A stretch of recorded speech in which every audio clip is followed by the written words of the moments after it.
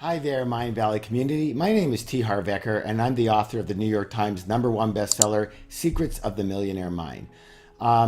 Vision let me know that there were a lot of people asking about my background and why, especially why I teach wealth and financial freedom. And in fact, there's a whole story behind that. So I'd like to just share a little bit behind that, and I think it's kind of interesting. It might give you a little bit of insight, and maybe there's some lessons for yourself. My parents came from Europe. They had no money whatsoever. When I grew up, all my friends wanted to be doctors and lawyers and firemen and baseball players, and I just wanted to be a millionaire. I didn't even know why, but it was ingrained in me. And so I left college actually at the end of first year because it wasn't going fast enough, and I wasn't rich enough yet. After that, I proceeded to struggle big time. I mean, I thought I would get rich literally in a couple of years because I don't know why, but a lot of us do. And listen to this, I had 14 different jobs and 12 different businesses in only 10 years. I tried everything and nothing worked for me. It worked for my friends, it worked for my associates, it didn't work for me. And I was doing all of this, everything. I was taking all the seminars, reading all the books, in those days listening to all the tapes, and still I was broke. There were many, many, many, many, many nights, far more nights than I care to remember, that I literally had to choose between putting $5 of gas in my car and eating dinner that night. And a lot of times I had to choose the car. Things were not working for me whatsoever. I had to move back home, and I lived in my parents' basement. And all I can tell you, it was nothing short of, I guess the word is embarrassing. I had very low self-esteem because of that at the time, and I was a completely different person than when I started, when I was really gung-ho and I thought I could make it. It just wasn't working for me. As the universe put things together, I was, as I said, at my parents' house. I met a friend of my father's who was a very, very wealthy man, and he stopped me in the hallway and he said, Harv, your father tells me that you're a bum.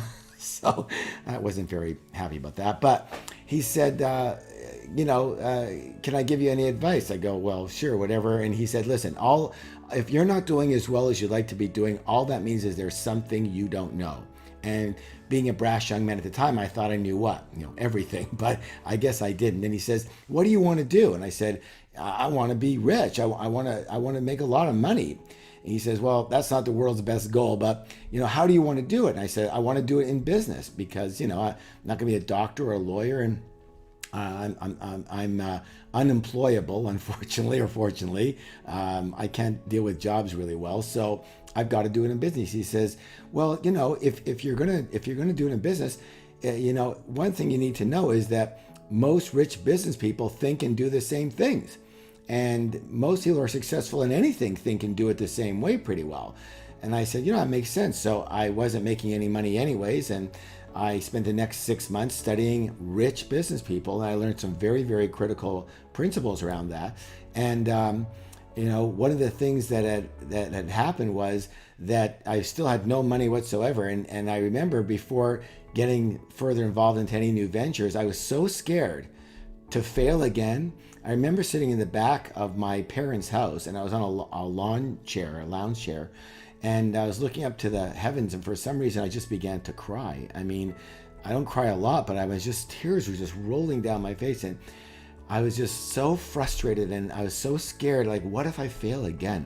I don't know if any of you can relate to that, but when you start something, you're so excited, and then when it doesn't work, it's like, oh, not again, and pretty soon that just takes a toll on you, doesn't it? And so that's what happened for me. I looked up to the heavens and I was crying, and I said, universe or God or whatever is up there, I promise you that if somehow I make it, I will help other people do the same way that I did. I mean, I just can't handle another failure. And so I used the principles that I learned, and I opened one of the first retail fitness stores in the world.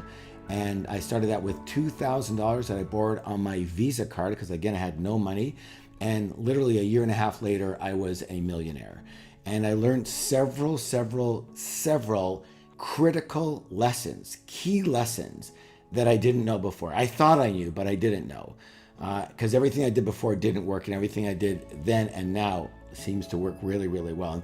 And so, that's why I teach what I teach, because I made a promise to the big guy, and I said, listen, if I make it, I promise I'll help other people do the same. And listen, I'm going to be right up front with you. A lot of people want to do well financially. A lot of people want to have balance in their lives. A lot of people are spiritually bent, which I think is a very good thing. And I can tell you about that when you listen to my upcoming masterclass with Vision, how I got involved in spirituality. But we tend to think that it's one or the other. It's like, oh, if I'm spiritual and my leanings are towards that, then money is not an important thing. Well, how's that working? That doesn't seem to work out really well in the real world either, does it? Or we go for money and then spirituality just seems to fall away, and so does everything else. That doesn't work either. So the big secret is, how do you put this all together? And I, thank goodness, thank the universe that I was able to find an answer that's not only worked for me, but literally I have over 2 million students all around the world now, and it seems to work for them too. And I'd love for you to find out the secrets that I found out and be able to help you with that.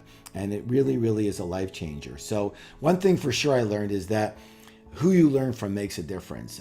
There's a lot of teachers out there. There's a lot of wonderful teachers and coaches. At the same time, I'm always just going to go with the same example that I've always used, which is, if you are going to climb Mount Everest and your life is at stake at that, and would you be going with someone who's never been to Mount Everest before? More has come down from Mount Everest after reaching the top, and more importantly than that, has taught and brought other people to go up and brought them down safely. I wouldn't. And many people get stuck in this idea of, I'll take this and I'll take that webinar and this seminar and this, and they're involved with people who aren't even financially successful themselves. So I would be careful about that one. And the second thing is that when I was young, I remember sitting at the dinner table and my parents were asking me, Harv, what do you want to do? What do you want to be when you grow up? And I was already in the teens at that point in time. And I said, well, I'm not sure yet, but I know that I want to do what I love to do. I'm going to find what I love to do, and I'm going to make money doing that. And you know what they said to me? They said, you're living in Disneyland. It doesn't work like that in the real world. You can't just do what you love to do and do well with it. You have to listen closely, Harv. This is what they said. You have to spend 6 days of work, 6 days a week working for money. And then on Sundays, you can enjoy your life. You have to put bread on the table. You have to be successful. You can't be being a Pollyanna here. And for some reason, that was one of the things they said to me that just did not register. I said, I cannot believe that that's what life is all about. There's no way.